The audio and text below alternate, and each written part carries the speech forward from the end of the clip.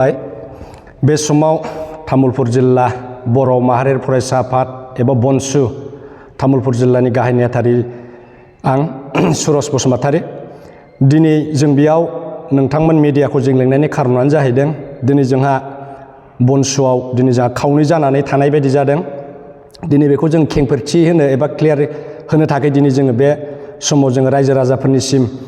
बे समाव जोङो बे खौरां बिजोंनि गेजेरजों जों फोरमायहरनो थाखाय रायजो राजानो जों बे समाव जोङो जथुमलायदों दा जोङो दिनै बेयाव जों जथुमनायनि खारनानो जाहैदों दिनै जोंहा बनसुआ जोंहा खावनै जानानै थानाय बायदि जोङो ससियेल मिडियायाव जों नुबाय थादों दा बे समाव जोङो बेखौनो क्लियार खालामनो सानो दिनै जोङो बनसुआ दिनै खावनै जायाखै मानो होनोब्ला दिनै जायनाखि फाउन्डार गायसनगिरि बनसुखौ बिथां जोंनि आगुनि प्रेसिडेन्ट एबा आफादगिरि बनजित मन्जिल बसुमतारी आरो बेजों लोगोसे बर्थमान सोलिबाय थानाय जिनाखि गाहाय नेहाथारि नबज्योति स्वर्गियारि बिथांमोना बे सानै साथामसो बिसोरो ज' जानानै दा जिनाखि बनसुखौ मोननै लाइनजों लांदों बिसोरो दा बिथांमोना मा सानदों जों बुंस' हाया खिन्थु जों तामुलपुर जिल्लानि जानानै जों क्लियार होयो बेखौनो दिनै रायजो राजाफोरनिसिम बिथांमोनखौ जोङो थांनाय दिनफ्राव जोङो बेबादिनो जों माखासे दिनफ्राव जोङो डेट मथे जोङो 16-16 नभेम्बर 2025 मायथाइयाव जोङो मोनसे जेनेरेल मिटिं लिंदोंमोन बे समाव बिथांमोनखौ जों खावलायदोंमोन हांख्रायदोंमोन बिथांमोना सौफैयाखै आरो बेयाव सौफैयैलाय जों आरो बे मासावनो बे एखे मासावनो जोङो 24 नभेम्बर 2025 मायथाइयावबो जोङो एक्जिकिउटिभ मिटिं लिंदोंमोन बेयावबो बिथांमोना सौफैयाखै आरो बे एखे मासावनो जोङो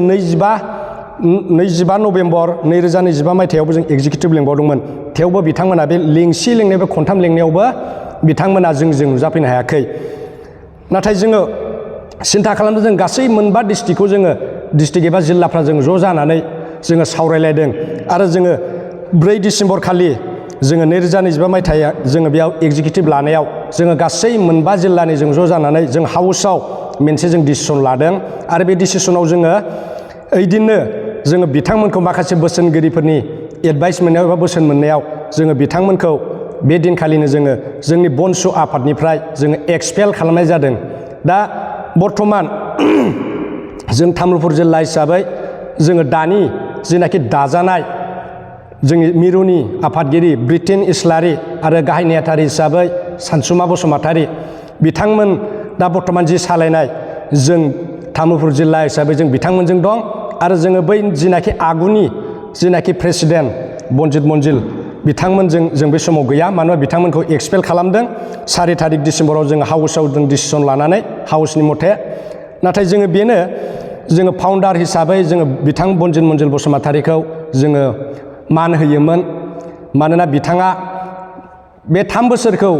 सालायबोदों आरो बिथाङा सालायबोनायाव मानि थाखाय दिनै बिथाङा मोजाङै जेनेबा सालायलांनो हायाखै बेखौ जों मिथिया बिथांनि आन्दोआव मा दं दा बाखिया जाहैबाय बिथांखौ जोङो सनमान होयो मानो होनबा बिथाङा मोनसे आफाद हिसाबै जोंहा बनसुआव मोनसे संबिधान दंमोन बिथांमोनानो लिरदों बे संबिधानखौबो दा बिथांमोना मानि थाखाय दिनै गावसोर लिरनाय संबिधानखौ आखरे आखरे फालिनो हायाखै जों बुंस' हाया दा बिथांमोननि आन्दोआव मा दं जों मिथिया मानि थाखाय बिदि जादों नाथाय दा बेनो बिथांमोनखौ जोङो दिनैनि दिनाव तामुलपुर हिसाबै जोङो जाहाथे बनसुखौ बेबादि बेले बेजे खावनैयाव जाहाथे दालाबो मानो होनब्ला दिनै जोङो हारिनि थाखाय मावनो ओंखारबोदों बर' हारिनि थाखाय दिनै जोङो अरायसम मावलांगोन आरो जोङो तामुलपुर जिल्ला हिसाबै जों बेखौनो फोरमायहरोदि दिनै गासै रायजो राजाफोरनिसिम जोंनि बर' माहारिफोरनो जोङो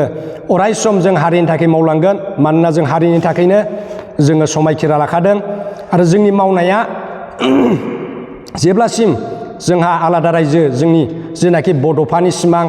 एबा रन्जन दैमारि सारनि सिमां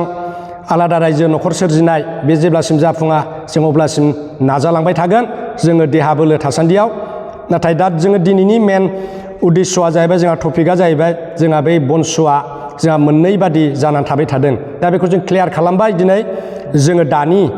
ब्रिटेन इस्लारि आरो सानसुमा बसुमतारी बिथांमोननि दैदेननाय बे बनसु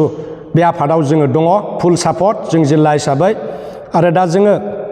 गामि वाइसफ्राव जोंहा गोबां एवारनेस प्रग्रामफोर जोङो लानो गोनां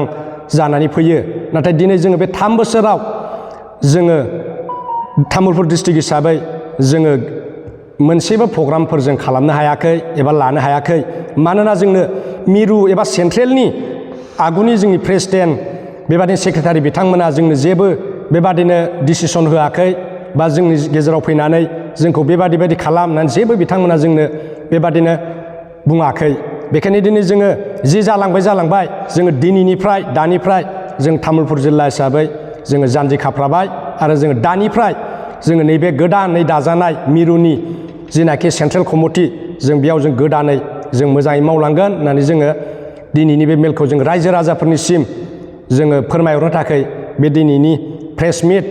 जों बेखौ लेंहरनानै जों जथुमनानै दिनै फोरमायहरनाय जाबाय। दा तामुलपुर जिल्लानिफ्राय जों साफ्रोमबो जों बेखौनो हास्थायो जाहाथे फैबाय थानाय दिनफ्राव जोङो मोजाङै खामानि मावलांनो हाबाय थानाय बायदि। दा बेखिनिखौ बुंनानै आं दिनै बेखौनो दोनथ'बाय। बर्थमान बनसुआ दा खावनै नङा खावसेयानो एबा मोनसेयानो।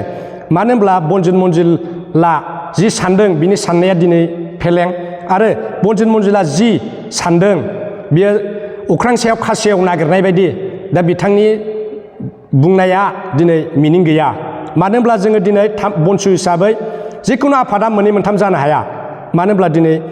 बनजित मन्जिलनि जिनाखि बियो बनसु होननानै गावखौ बियो माखासे बेबादिनो ससियेल मिडियायाव बुंनानै लाबाय थादों खैजनसो सेंग्राफोर लानानै। नाथाय दिनै जों तामुलपुर जिल्लानिफ्राय जों बेखौनो क्लियार होयो बिथांमोना दिनैनिफ्राय बनसुआव गैला आरो बिथांमोनखौ जों बै बाराव 4 डिसेम्बराव जोङो एक्सपेल खालामनाय जाखादों। बिनिफ्रायनो मोनफ्रोमबो डिस्ट्रिक्टनिफ्राय दिनै क्लियार जेन'बा दिनैनिफ्राय बनसुआ मोनसेल' आरो बेबो जाहैबाय मानगोनां जोंनि मिरुनि गोदानै फसंजानाय आफादगिरि ब्रिटेन इस्लारि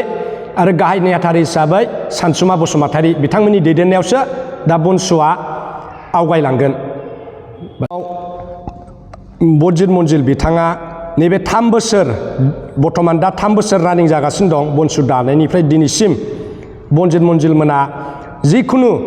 बिसोरो दिनैसिम बबे जिल्ला बबे गामि जिखुनु गासैयावबो बिसोरो मा बनसु हिसाबै मा मावदों मा मावाखै दिनै बिसोरनि जेबो फाइल गैया एबा जेबो प्रमान पत्र गैया आरो दिनैसिम अडिट हिसाब खिताब जेबो गैया। बाखि बेनो जों गासैबो डिस्ट्रिक्टफ्रा जोङो सोंहरो जोङो बा एग्जिकिउटिभ मिटिंफ्राव जों रायज्लायदोंमोन गासैबो फुराना हिसाबै। नाथाय बिथांमोना दिनैसिम जोंनो जेबो हिसाब खिताब बा गावसोर लिरनानै दोननाय उमुक जायगायाव मिटिं खालामदों उमुक जायगायाव मिटिं खालामदों होननानै बिसोरना दिनैसिम गावसिनि फाइलाव मोनसेबो लिरनाय बिसोरो होनो हायाखै। दा बेनो बिथांमोना माखौ लानानै दिनैसिमाव बिथांमोना गावसोरखौ बनसुनि आफादगिरि नेहाथारि होननानै लाबाय थादों जों बुंस' हाया। दा बेखायनो जोङो जाहाथे बिथांमोना बेबादि बेले बेजे खालामालासे जाहाथे बिथांमोना सिरियै थानाया गाहाम। मानोना जों फाउन्डार बनसुनि आफादगिरि हिसाबै जों बिथांमोनखौ मान होयो। मानोना जोङो मावनो ओंखारदों आरो जों मोनफ्रोमबो डिस्ट्रिक्टआ दिनै जों डिसिसन लाबाय जों एबारनिफ्राय मोजाङै मावलांगोन होननानै।